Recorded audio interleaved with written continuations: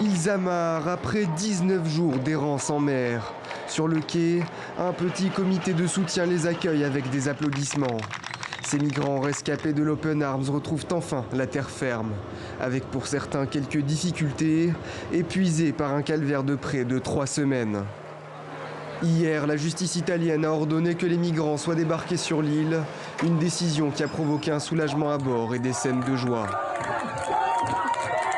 Le procureur italien en charge de l'affaire a annoncé le lancement d'une enquête contre X pour séquestration, omission et refus d'acte officiel, une plainte que Matteo Salvini estime dirigée contre lui.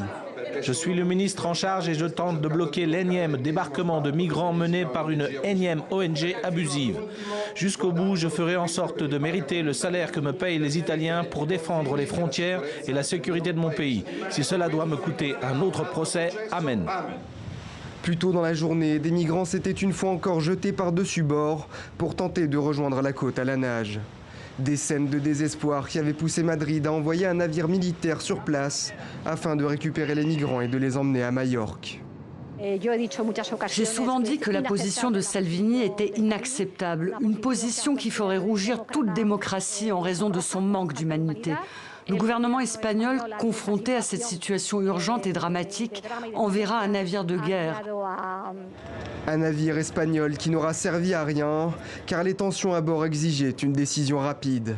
Une fois sur terre, les migrants ont été conduits vers des centres d'accueil. Reste désormais à savoir quelle sera leur destination. 6 pays européens, dont la France, se sont engagés à les accueillir.